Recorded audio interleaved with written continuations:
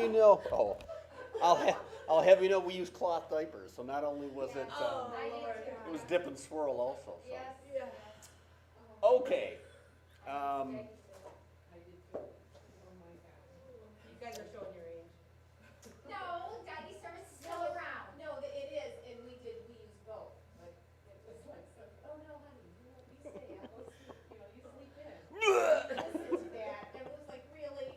I had a lot of problems with change it, Okay. I gotta go, man. Indications for mechanical ventilation. Why we put folks on.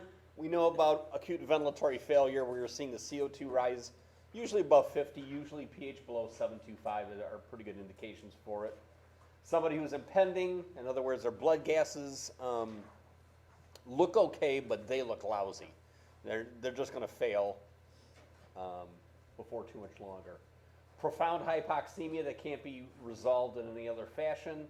And there are some patients that will put on ventilatory support prophylactically simply because they don't want to reverse the anesthesia. They're just going to let it naturally wear off in the process. You'll see that occasionally.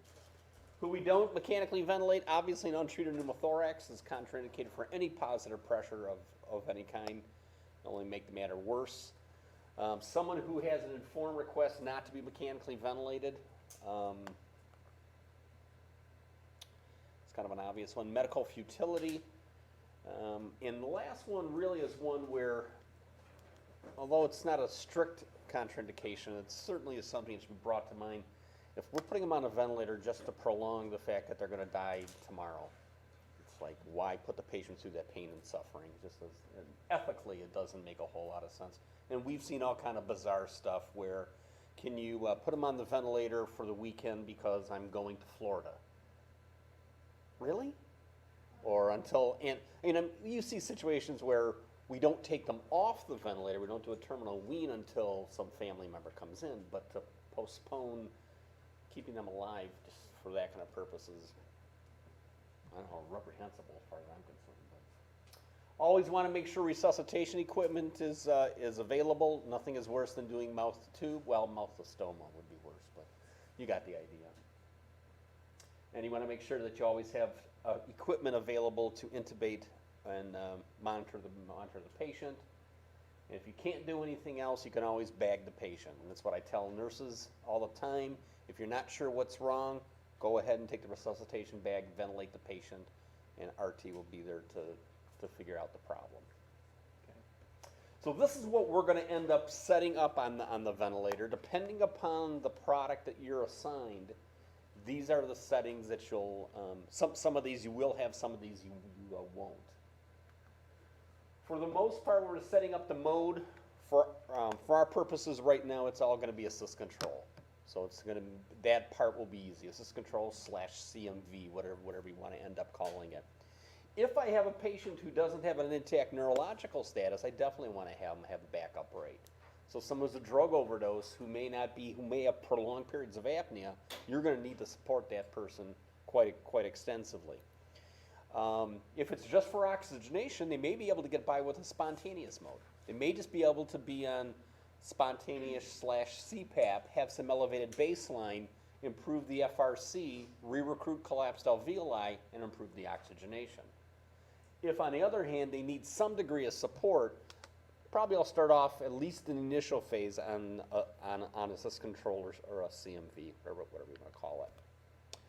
Second thing we want to do is we want to go ahead and establish a minute ventilation. We in the U.S., our machines that are manufactured here, really pretty much all of them. I shouldn't necessarily discriminate between U.S. versus European, but that was true certainly in the older days. But we would have a rate and tidal volume knob to create a minute ventilation. One of the older units we used to use, you set a minute volume and a respiratory rate, and that determined what tidal volume would end up happening. Part of the problem with that was physicians got in their head that they could go in and just go ahead and make a change on the respiratory rate. Oh, I want to drop the rate. Well, you just changed the tidal volume in the process. So we encourage physicians, nurse practitioners, PAs, whatever. If you're the person, don't make the change yourself, call us. We'll go ahead and make the change because there's a lot of subtleties on these units that you may not be aware of. But the ultimate goal is to create a minute ventilation which is sufficient to keep the CO2 at an acceptable level. And what we want to focus on is the minute ventilation. And what you need to remember is that for males, it's going to be 4 times their body surface area. And for females, it's going to be 3.5 times. Now notice this is minute volume. This isn't tidal volume. Tidal volume we base upon ideal body weight. When we calculate BSA, we're looking at actual body weight. So that 600-pound biker may not have a big tidal volume, but they probably have a larger minute ventilation you would anticipate, simply because they have a lot more cellular activity. It is producing CO2 in the process. Even though some of that is fat, there still is some metabolic needs that are there. So that's what we'll end up using for your final PE. I will give you a height and a weight. The height will help you determine what the ideal body weight is. The height and weight together using a Dubois nomogram, unless you want to memorize that stupid formula, is going to give us the ability to determine what the minute ventilation is going to end up being. Okay? And we can ignore that last statement, that 100 milliliters per kilogram, because it doesn't quite always work out that way. So 4 times the BSA for males, 3.5 times the BSA for females. And you guys know how to use a Dubois nomogram. Again, you'll be provided with that for the final exam.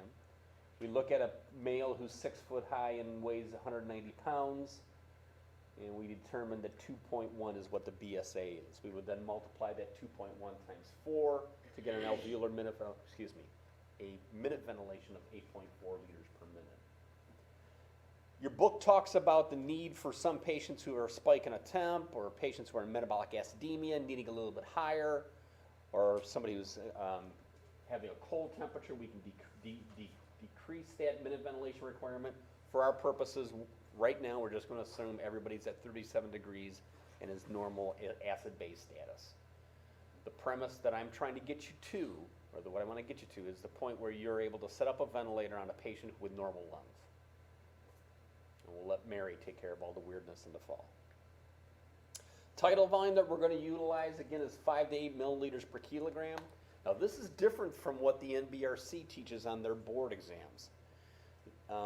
They're still teaching around 8 to 10 milliliters per kilogram of ideal body weight. Do you have 5 to 8? I do have 10 to 12. Then you're going to go ahead and change it to 5 to 8. That's why it's in red. 10 to 12 is what we used to teach. And what if you look at, ask a lot of clinicians, they'll tell you, yeah, we used to use 10 to 12. We used to use a lot bigger than that. But now we're tapering it back to closer to what the spontaneous tidal volume you would anticipate seeing. There's no reason when you're mechanically ventilating that you necessarily have to increase the tidal volume. Why not stay at the same tidal volume we were always at? And clinically, I think you're starting to see a shift to a smaller tidal volume being used. ARDS, you definitely want to pay attention to a lower tidal volume. Some will even argue 4 to 6 milliliters per kilogram. Restrictive diseases, definitely, because you're not going to expand the chest wall when you get kyphoscoliosis. It's kind of a fixed space. You're not going to budget. And then COPD would be a little bit different. I'm not concerned with anything other than the normal one for now. Mary will cover the other ones in the fall with you. And obviously, anybody with an obstructive disease process, you got to make sure that the tidal volume and the minute ventilation isn't high enough that you're running into problems of not allowing enough expiratory time, because they have an expiratory flow problem. We can go ahead and use our formula that we have been identified for ideal body weight. There actually is an alternate one that is out there that puts it in kilograms, so you don't have to convert from pounds to kilograms at the very end, which is kind of an interesting twist. But for right now, we'll just stick with the one that we've always learned. Okay. So I'm going to determine an ideal tidal volume. I determine a minute volume, and from that I can keep a rate. One of the things you want to do once you set them up is you want to monitor the plateau pressure. That plateau pressure, which we're going to demonstrate later on today, how to end up measuring plateau in static compliance measurements. Anything above 30 and you're starting to get into a stiff lung situation. The exception to that, and the rule where it doesn't apply, is in patients who either have a thoracic cage deformity. Obviously, that's not the rise in compliance The rise in plateau pressure, which implies a fall in compliance, is not due to the lung itself, it's due to the chest wall. And the same would be true if you have somebody who has a distended abdomen, what we'll end up calling an abdominal compartment syndrome, where basically you end up having a diaphragm not being able to move down because the abdomen is stiff. That's going to impede your ability to ventilate. Your plateau pressure, if we were to measure it, would be elevated, but it's not because the lungs are bad, it's because the diaphragm can't move in the process. You would look at the patient, you would know automatically. You'd see an abdomen that's distended, very hard,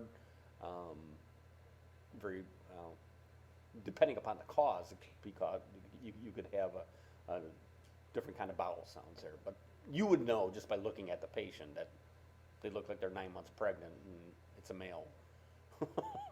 And they're not. Is there anything else on that I should comment on? Okay. Now, the set tidal volume does not always equal the delivered tidal volume because of this concept of compressible volume. We talked about how to measure that before. We multiply the delta pressure that you have by the factor of the compressible volume factor, circuit compression factor that is on each of the ventilators. All three of them that we are going to use automatically compensate so long as you turn it on. The servo is the only one I think that you got to require to turn on. I think the other two automatically do it. But you always want to have that compressible volume factored in so we don't got to worry about it. If you're dealing with a home care ventilator or some other kind of ventilator and that doesn't compensate for it, then you need to adjust for that purpose. When you get to situations where the amount of pressure required to ventilate sometimes is more harmful than needed, be it volume or be it pressure ventilation, the concept of allowing the CO2 to rise, something called permissive hypercapnia. I'm allowing the CO2 to be a little bit higher than I would like to see it, and I'm not going to freak out if I see a pH of 7.3. I'm just going to allow it to be so, recognizing that that in order to lower the CO2, I would actually have to probably promote a lung damage. So the cure is worse than the process. We see this a lot with status asthmaticus patients, or even patients with severe ARDS where their CO2 is starting to climb. So here I have a patient who tidal volume is 700, PCO2 is 40, but the plateau pressure is 40. It's awful high. Prolonged exposure at high plateau pressures means that you're over-distending the lung. That's what ends up in ARDS actually causing death. In ARDS, only about 15% of the patients actually die of pulmonary causes. The vast majority are from multi-organ failure. And what promotes the old multi-organ failure is actually us. Patients who are ventilated with tidal volumes that are generating excessive plateau pressure, that stimulates all kind of cytokines and other kind of chemical mediators to be released in the bloodstream. Those go around to all the various organs in the body, and that's what promotes things like sepsis development in the bowel and what causes cardiac failure and what causes renal failure. So all the multi-organ stuff is actually precipitated by the fact that we're over-distending the lung. So why would you do that? Well, that's what I'm telling you. If you're noticing that the plateau pressure is excessive, contact a physician and say, do we want to look at maybe doing a permissive hypercapnia? So that's what we would do in this case. We drop the tidal volume down. Yeah, I know the CO2 is going to rise. Yeah, I know the PCO2 is going to fall. But so long as it's not really severe, as long as we can keep it above 7.25, with a lower tidal volume, with a lower plateau pressure, it's actually better outcomes for the patient. Does that make sense? When are we waiting for them to kind of compensate on their own a little Well, bit? typically, if you're setting the patient up initially and you're seeing this, you got a bad lung to begin with. Usually what we end up seeing is that plateau pressure gradually rising as we're ventilating. So over the period of a day or 2 or 3, now I'm seeing that plateau, that's the time to stop. We're not doing this right. If you're seeing excessive plateau pressures being generated, that means that you're overdistending the lung, and we need to go to a lung protective strategy. And when Mary talks about ventilating the ARDS patient in the fall, that's where we're going to focus on, is maintaining a tidal volume that's large enough to remove some CO2, but if it doesn't remove all of it, okay, we'll live with it. Or we'll use respiratory rate to control that process. Okay. That's not something you would like, you could change the pressure levels for, because that's, I'm volume ventilating. And I can go to pressure ventilation, but then I know my tidal volume is gonna be lower. So one way or the other, you gotta keep it lower. You gotta keep the pressure that you're using to distend the lung as low as possible. And that's really what the whole lung protective strategy in ARDS was geared towards, was actually keeping the baseline pressure actually a little bit higher than we would anticipate, but bringing down the peak pressure so that delta is not as large. In the process, yeah, my tidal volume is going to be smaller. Okay, we can live with 5 mLs per kilogram. We may need, the patient may not be comfortable. You may need to add some sedation for them, or we may need to look at an alternative ventilatory strategy. And that's where a lot of the new stuff, proning and APRV and high frequency ventilation, all are geared toward, is trying not to worry about overdistending the lung. Okay, respiratory rate. Well, if I know my minute ventilation based upon that formula, and I know my tidal volume based upon their ideal body weight, I can determine a respiratory rate pretty easily, just dividing the minute ventilation by the tidal volume. So in my example, I had a 6 foot, 190-pound male, works out to be about 81 kilograms. The desired minute ventilation was about 8.4, with a tidal volume in that range of 400 to roughly 650. Doing the math on that, my respiratory rate would come out somewhere between 13 and 20. So long, I don't care which value you pick, just pick one and go with it. So if you chose 500 milliliter tidal volume and I needed 8.4, my respiratory rate of 16 would probably accommodate that. Okay. Does that make sense? You're figuring out the minute ventilation based upon actual body weight using the BSA, and you're figuring out the tidal volume based upon ideal body weight.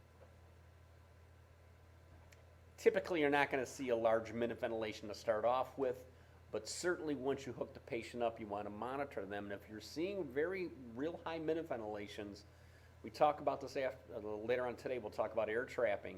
It becomes very, very common with patients who have flow limitations like COPD. Peak pressure, we're not going to obviously set in volume-based ventilation, but we want to monitor that parameter. When we're setting it up in pressure control ventilation or pressure-based breath, we're going to look to see what kind of tidal volume is being generated at that pressure. If we're going from volume to pressure, I can use the plateau pressure as an estimate. But again, my primary focus is going to be volume-based ventilation. FiO2, we're going to use any prior blood gases to give us an idea. If we don't have any, we'll just set them up on 100%. For our PE purposes, we're going to set them up on 100% because you don't have any other prior blood gases to go by. COPD patients, even if you give them 100%, who cares? They're on a ventilator. If they stop breathing, who cares? They're on a ventilator. It's not going to harm them in the short term until we can get ourselves stabilized. If you have a blood gas from a prior blood gas, you can use that. So if I had a PO2, for instance, of 80 torr on a ventimask at 40%, start them off at 40 to 50%. It's an appropriate place to start them off at.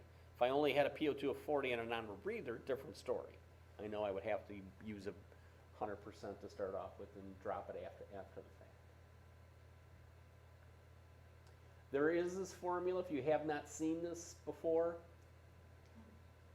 It basically is the desired FiO2 that you want to have. You can calculate what it is out based upon what your current what your desired PO2 is, times your existing FiO2, and divide that by your known PaO2.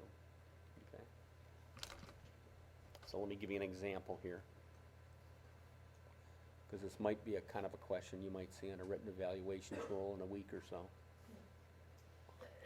So let's say I measure my PaO2 as 60, and my FiO2 that is attained is 40%. This is not a COPD patient, so my desired PaO2 is 80. If it was a COPD patient, I would use 60. Times my known FiO2, which at this case is 0.40, and my PaO2 is 60.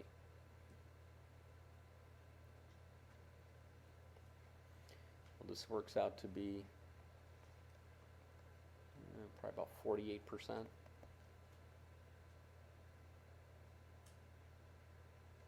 What'd you guys get? 53? Okay. 53%? Yeah, it would have to be higher than 50%. Dumb. Dumb. Okay. So that's gives us a ballpark of where we want to end up using it. And might be a question you might see. For the desired PaO2, did we just say that we wanted at 80 if they're not like COPD? Right, and if it was a COPD patient, use 60. Yep, that'll work. Sensitivity, if you're going to use pressure, 2 to 3 centimeters of water. If you're going to use flow, 2 to 3 liters per minute. Most often we use flow triggering unless you got significant leaks. Because a leak in the system, the ventilator will think it's the patient triggering, and you'll have this continuous triggering mechanism going on. And if that's the case, go ahead and use pressure triggering. PEEP level, we know that we're going to use it for refractory hypoxemia. We'll talk about its use in to combat auto PEEP later on. But again, the idea is that you want to increase the functional residual capacity, re-recruit collapsed alveoli, that then therefore will no longer be refractory. Recognize that as you increase the baseline, you increase the peak, and you also increase the mean. And we're going to find that there's this delicate balance we play between increasing intrathoracic pressure to increase mean airway pressure, good, because that'll improve PaO2, and increasing intrathoracic pressure, which will reduce cardiac output, bad. So I got to watch it. Usually a baseline of 3 to 5 centimeters of water is appropriate. When you and I breathe at the end of our inspiratory phase, our glottis closes, and you end up actually having a little bit of pressure within your tracheobronchial tree, something that's been referred to as physiologic PEEP. Whether or not it's real or not is debatable, but most people will end up putting a small amount of PEEP on, as far as that's concerned. Inspiratory flow. Okay, this gets a little bit challenging, to say the least. We're looking for an IE ratio somewhere between 1:2 to 1:4. If it's 1:5, that's okay. It's the 1 to 1.5 or whatever that I get a little bit nervous on. You definitely want to have longer expiratory times for COPD patients. And we know that altering the flow rate will alter the inspiratory time. As I increase the flow, I decrease the inspiratory time. I'm putting the same volume in a shorter amount of time because it's going at a faster speed. Two different ways we can do this, and you've seen both of them when we talked about calculating out inspiratory flow rate when we're looking at a high flow oxygen system and determining if the flow is matched with the patient's inspiratory flow. Vaguely recall this? No. So let's say I had a desired minute ventilation, two ways to look at this. One is to look at the minute ventilation and the sum of the I plus E to tell us what the minimum flow rate should end up being. So when a rate of 12 and a tidal volume of 0.7, I have a minute ventilation of 8.4 liters. I want to have an IE ratio of 1 to 3. I add the 1 and the 3 and I put it in, and I come up with 8.4 times 4 is 36.6 liters per minute. So the minimum flow in order to attain a 1 to 3 ratio with those ventilator settings is 33.6. Vaguely remember this formula? Okay. Alternatively, I could say, well, I can take my tidal volume divided by my inspiratory time, multiply that times 60 to put it into seconds, and I end up with a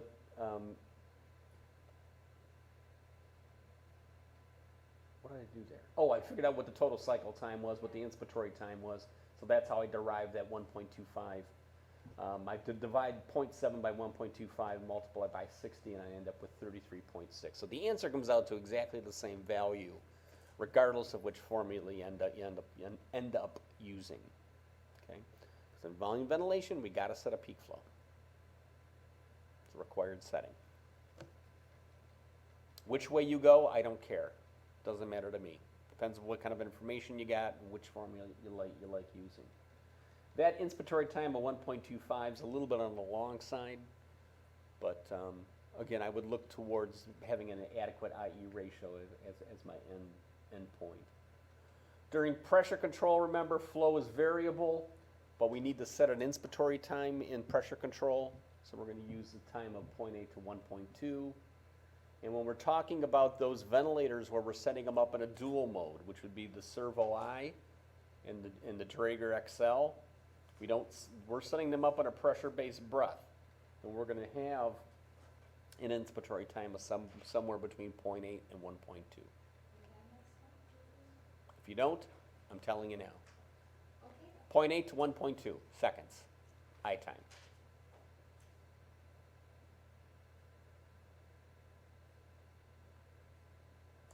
Okay. Now, those formulas that I just gave you, they assume that you have a constant flow. They assume that the flow pattern is a square wave flow pattern. Problem is, we don't use square wave flow patterns. We use the decelerating ramp flow pattern.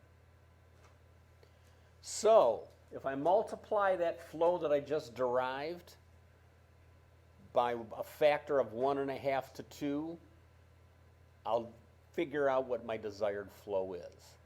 So if I figured out my desired flow was 37.6, I multiply that by 1.5 or 2, and I go ahead and I set the flow rate at that point. That will yield, with a decelerating ramp, an IE ratio that's an acceptable I to E ratio. We can always start low and go higher if need be, but the key part is you want to watch the IE ratio. Faster flows, shorter I times, longer E times, assuming that the rate is constant. Where are you coming up with 42? Just an example of a number, if I came up with 42. So whatever you would use to derive it from that prior one, just double that number and you're probably in the ballpark. And that really only pertains, again, to setting up the 840 because the other two are set up in pressure-based breath. Whew. One of the comments that I make there is to watch the pressure time curve. You can tell when flow is inadequate by looking at the flow curve. Look at the pressure curve. So under normal situations, you would see this nice smooth rise to pressure. If the patient is sucking air, you're going to see that concave look. And we'll talk more about that when we talk about waveforms.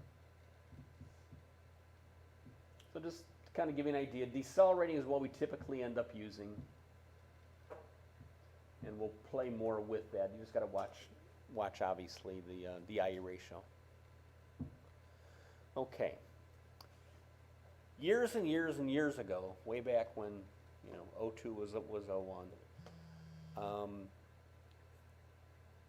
they had a concept with mechanical ventilation of something called a sigh breath. And a sigh breath is just what you and I do. Periodically, we just take a deep breath and yawn or do whatever. Flush the old gas out, flush new gas in. So what they ended up doing on ventilators is saying, we'll just add this in. We'll have a tidal volume. See, just mentioning yawn. Setting a tidal volume of 1.5 times the normal tidal volume and periodically allowing that to happen. Problem is that those big tidal volumes are problematic. We already know that overdistension can occur. So they kind of took the psi option away on a lot of the ventilators. Some of them have it still, some of them don't. So you may or may not utilize them. But I'm just mentioning it for completeness. You won't have to set that parameter up that is there. And it's funky how they end up doing it on the different machines. We know all about mean airway pressure and what affects it. And we know what it looks like.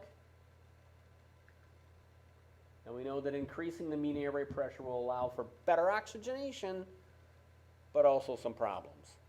So it's 6 of one, half dozen of the other. All right, let's talk about alarms. That's the last component here before we talk about compliance resistance. High pressure alarm. The pressures and the rates are 10 to 15 above baseline or above where you're at. Volumes are always 10 to 20%.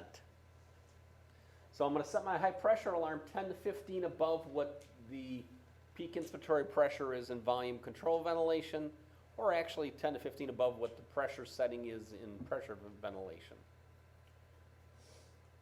This is not really a limit, even though the little setting thing will say high pressure limit, it's not. This is a cycling mechanism. This is a secondary way that I can cycle the ventilator into exhalation. So when you normally ventilate a patient, usually it's timed that is the cycling mechanism. Here, if the pressure becomes excessive, well, I want to cycle it prior to that happen. I want the pressure to be exposed, the patient to be exposed to an excessive pressure.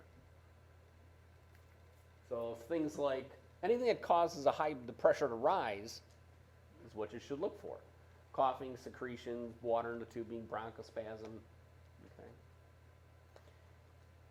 Now, in that dual control process, what did we say ended up happening?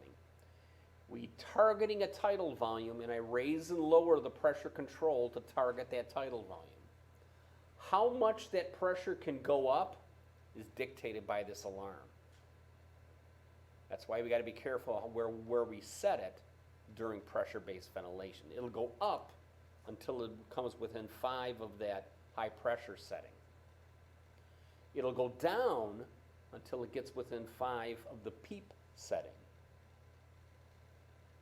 So you got to just pay attention. As we said before, we really want to monitor their volume alarms closely. Low pressure, 10 to 15 below the peak inspiratory pressure.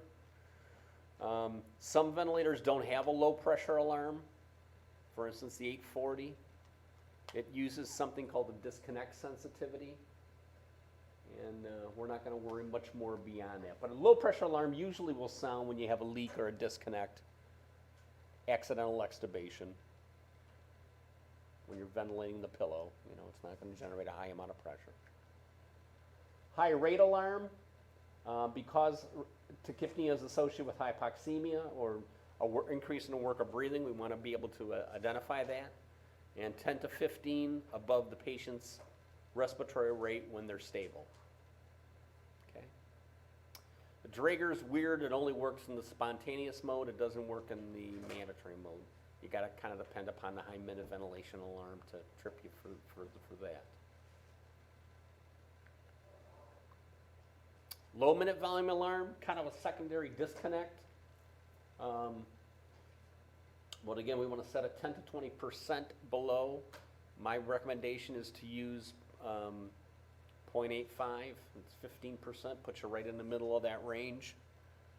If you have a high minute volume alarm, you want that 10 to 20% above your stable one. And the same is true with tidal volume alarms if they're available. High tidal volume, 10 to 20% above your stable tidal volume, 10 to 20% below. And these are always values that are read as far as what the patient is doing, not what the machine is set at. So even though I may have my set tidal volume at 700, there's a small leak in the circuitry, and in the exhaled tidal volume comes back At 670, I'm going to do my alarms based upon that 670. Low PEEP CPAP alarm, again, uses a disconnect, 2 to 3 above, 2 to 3 below the set PEEP level. Apnea, 20 seconds is our apneic period, and that should kick into an apnea ventilation. And when we're in apnea ventilation, we're going to set our apnea parameters to mirror what we're doing in our mandatory breaths. We kind of went through them. We went through the 3 ventilators. And then a secondary alarm or an alternate alarm that should be there is if I lose electrical power. Kind of would be nice to know. Unless you're in Mississippi when Katrina goes through and you're screwed. I have a friend who lives down there and they were bagging patients for 2 to 3 days until they could get them out. Loss of pneumatic power. There is in some ventilators an IE ratio alarm that will usually visual, not so much audio. If the patient's IE ratio goes below 1 to 1, or in other words, becomes inverse. It says every year I attempt to boost my students' final grades, but not me, by giving them this relatively simple exam consisting of 100 true-false questions. For the past 20 years, I've had no one score below a 65. Consequently, your score of 0 is the first in history. Is true, false, A or B, and he answered C to every. Okay. Moron. Okay, let's do this. Let's take a little bit of a break. And I want to go over a couple things in the. Okay, let me go ahead and continue on with this concept of auto peep. There's some additional measurements that we're going to have you do for both the individual PEs and for the final PE. One of them is to measure this concept of auto peep. Oh, how about a video? This is actually audio more than video, but.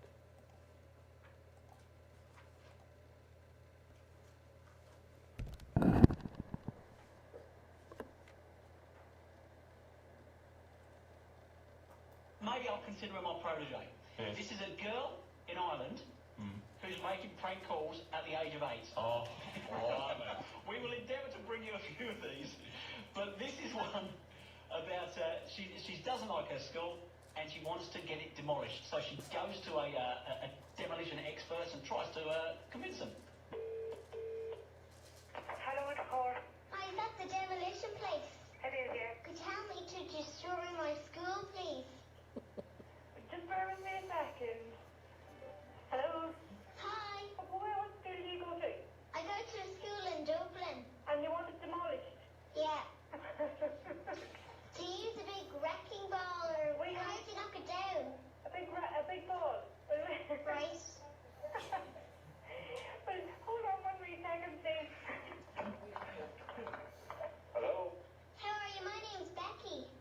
Yes. I have a proposal for you. Go ahead. Are you the demolition man? Yes. You're the top boss, yeah?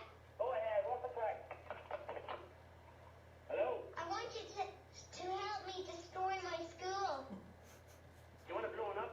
Can you blow it up or knock it down? Whatever you want done. I'll blow it up, that would be better. Can you make sure that all my teachers are in there when you knock it down? I don't know what you like that now. You will, nobody likes them. They give me extra homework on a Friday and everything. Where are you calling from? From Dublin. What school in Dublin? The one that's about to fall down. There's a lot of schools in Dublin about to fall down. And how much would it cost to knock it to the ground? It depends how big it is. Give me a ballpark finger.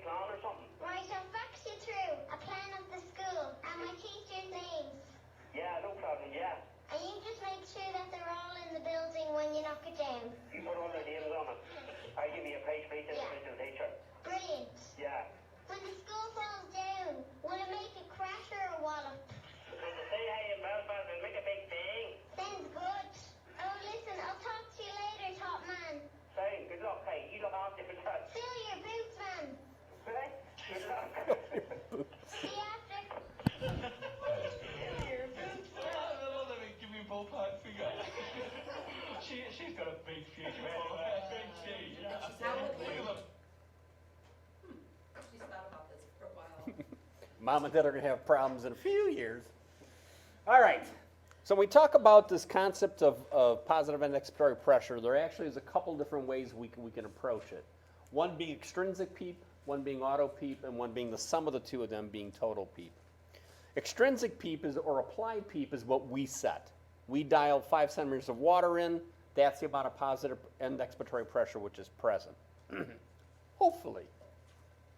There is, on the other hand, something called auto PEEP or occult PEEP that is basically PEEP that is there because of air trapping. What else is it? You said auto? Occult.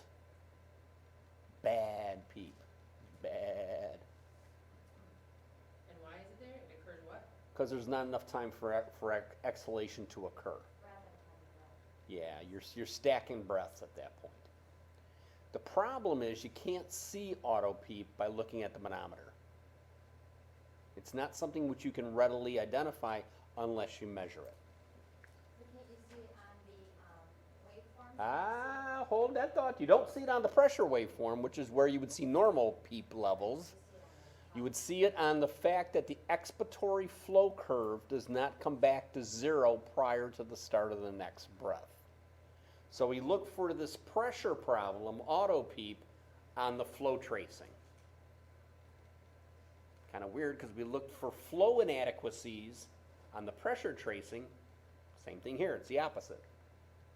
So the reason why it happens is because we have insufficient time to exhale, either because of our minute ventilation being excessive, because of our inspiratory time being too long, we end up with insufficient times to exhale. And we also see this in that with severe airflow obstruction, just that dynamic airway collapse that happens with patients who have poor airway structures. Don't need to know these numbers, but you can get an idea that certainly anybody who has a very high minute ventilation probably has auto PEEP present, and a lot of COPD patients have auto PEEP that go unrecognized unless you measure it.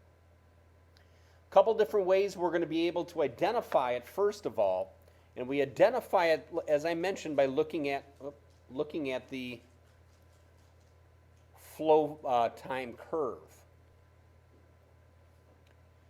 So it's a situation where the expiratory flow fails to come back to 0 before the start of the next breath. This tells us the presence of, but doesn't tell us how much. So I know I have auto PEEP, I just can't quantify it by looking at the graph. I quantify it by using something either called a Brachy valve, good luck finding one, or by just simply doing an expiratory hold maneuver and watching how the expiratory pressure will end up changing. So if this is my, my pressure, let's say, my pressure curve, and this is my baseline, when I do an expiratory hold, I'll actually see that pressure come up to a higher level. So here's how I tell from a flow tracing whether or not I have auto PEEP. With the B, I have my expiratory flow, gas emptying out the lungs, but there's a start of a new breath before it comes back to baseline. It's pretty easy to identify the presence of auto PEEP. So B has auto PEEP? B has auto PEEP. We're using the expiratory retard help? Actually, it would probably worsen it because you're trapping gas when you're doing the expiratory retard. But what we need to do is prolong exhalation. Isn't that what the... No. Well, it prolongs exhalation, but unfortunately, the expiratory time is fixed. If I was breathing spontaneously, different story. That's why pursed-lip breathing works so well to help. The retard aim to mimic the person? But the problem and why we don't use it is because the COPD patient can alter their expiratory time and just prolong the expiratory time. Here you can't. Because the time is set. Because the time is set. It's fixed by the respiratory rate and the inspiratory time. Respiratory rate yielding total cycle, inspiratory time will then dictate what the expiratory time can end up being. Here's examples of where all three of these have auto PEEP present. Again. And again, you can't say just because, I don't know, B is worse than, or the second one is worse than the first one. No, you need to measure the auto peep level. I just know that the presence of auto peep is there. Looking at it from a flow volume loop, same idea here. If this is flow rate, inspiratory flow on top, expiratory flow on the bottom, the expiratory flow doesn't come back to zero before the start of the next breath. Here's another flow volume loop, which you're more typically seeing with expiratory flow on the top, but the same exact idea. This is this thing called the Brachy valve, which basically allows the gas to stop and not be allowed to be exhaled, and basically creating an expiratory pause. Leave it at that. This is what we do. We create an expiratory pause. And again, this isn't a plateau. This is on the expiratory phase. So as the patient's exhaling, I basically stop it and allow the pressure in the circuitry to equilibrate between what's trapped in their lungs and what's being measured here at the mouthpiece. And in the process, you'll end up having a small amount of auto peep present. So Do you want this present or you don't want it? you don't want it present. But if I notice that there's indication of it from the flow time curve, then I'm going to measure it. In fact, we're going to have you guys measure it on everybody, just to make sure it's not there. This is just to quantify how much you have. So you're not necessarily getting rid of it here. Correct. Absolutely. Well said. Okay, I'm just measuring how much I have. So here's a good tracing of it. I go ahead and I deliver a breath, and then I apply, during the expiratory phase, a pause.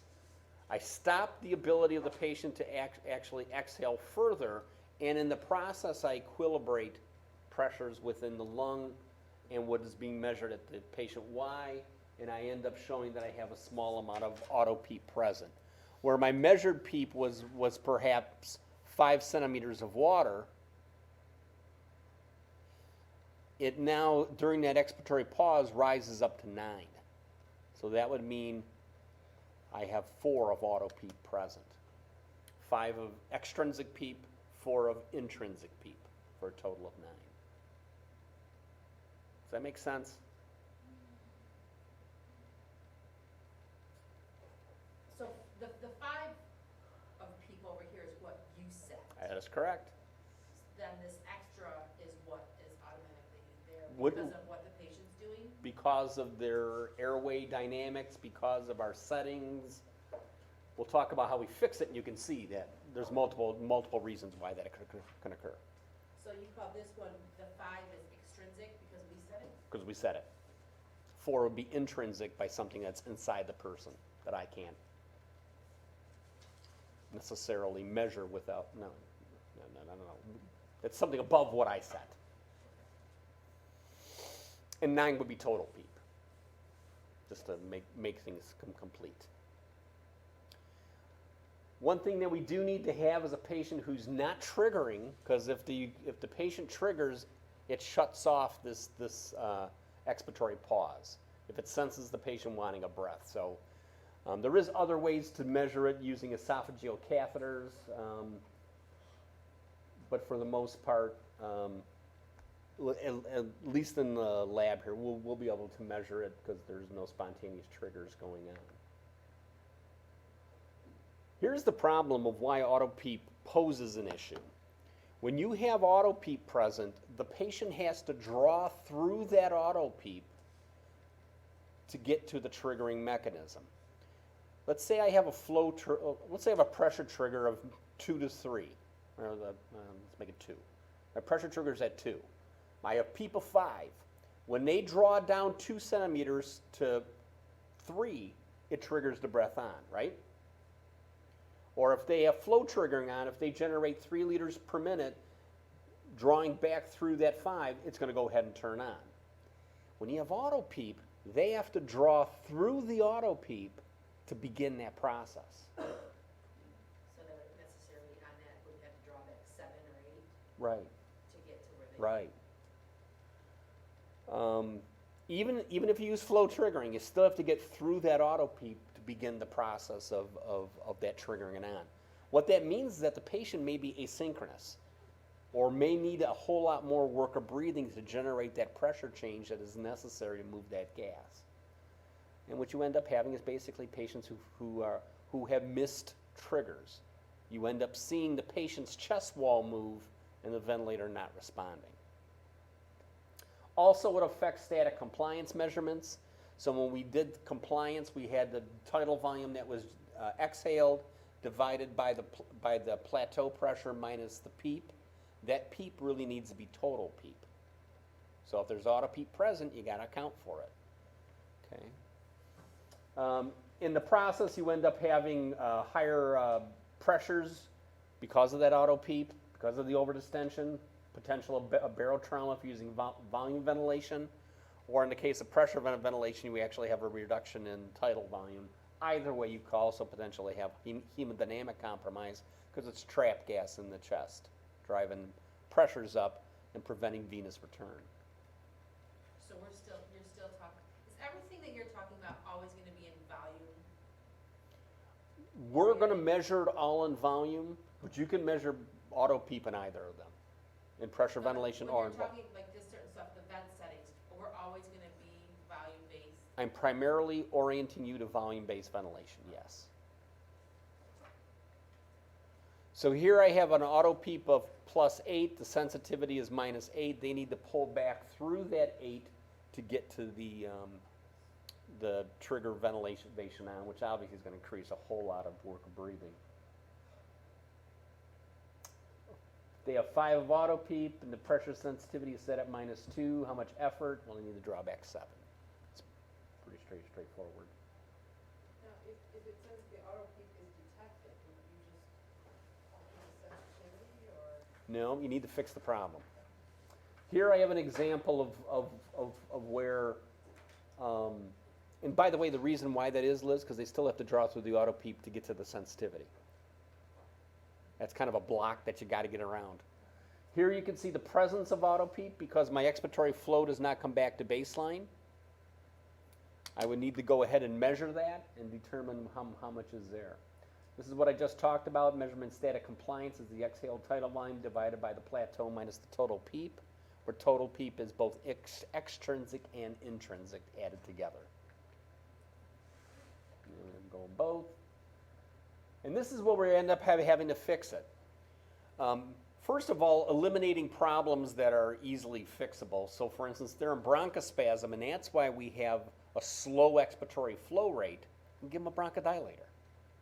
If they have secretions in the tube, suction them out. If it's because I have too small of an endotracheal tube in, get a different size tube.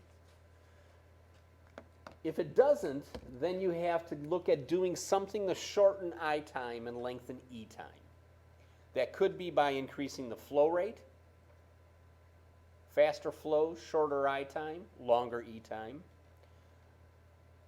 Assuming they're not triggering the ventilator, I can decrease the respiratory rate, increase the total cycle time, and at a given I time, the E time will be longer.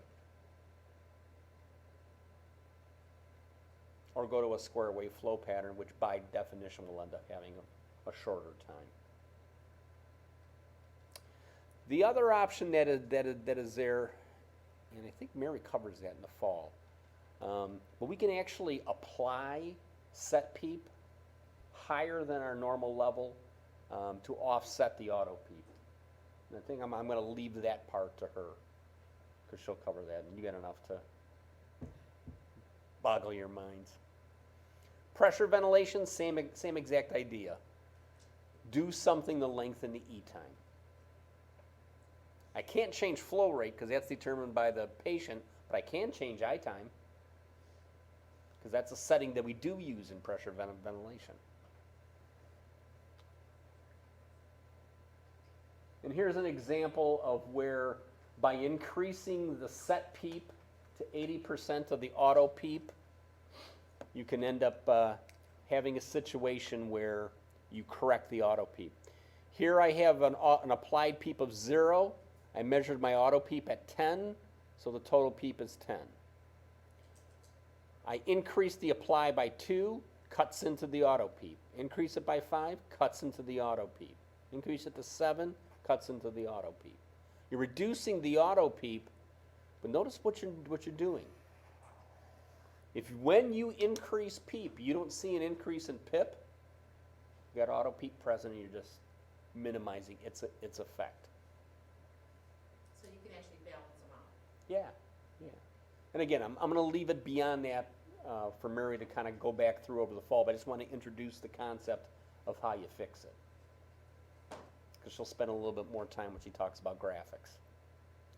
But how you recognize that is when you ordinarily, if you increase baseline, shouldn't you increase the peak inspiratory pressure you see? Yeah. And if you don't, it means that I must be chewing into that auto PEEP. You can notice this where the patient just basically is making inspiratory efforts and you don't see the trigger happen. So does this happen if a patient is wanting more breaths and No. gets more breaths than No. what? If they want more breaths, they probably have a situation where they're going to be flow starved more so. And you see them altering the pressure tracing because they're just trying to draw more. It's typically what you end up seeing. Now, we talked briefly about inverse ratio, and what I've been kind of saying right now is the auto PEEP is the devil incarnate. You want to eradicate it. Actually, when we do inverse ratio ventilation, we do it purposefully.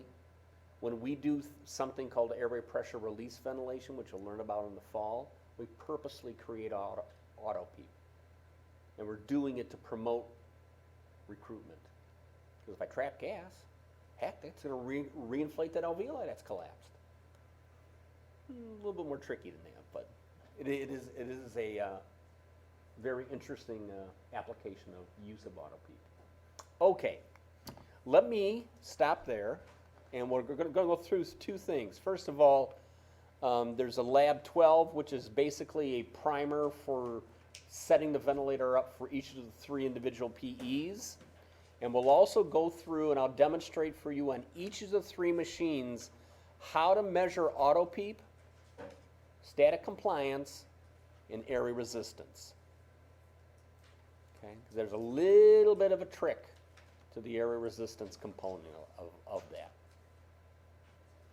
And I believe on my website I have videos of how to do them on all 3.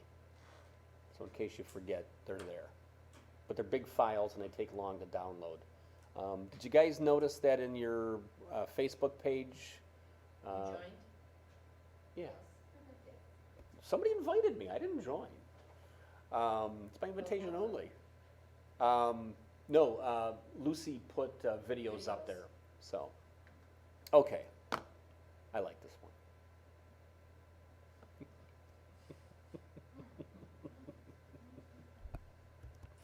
I want to buy one of those.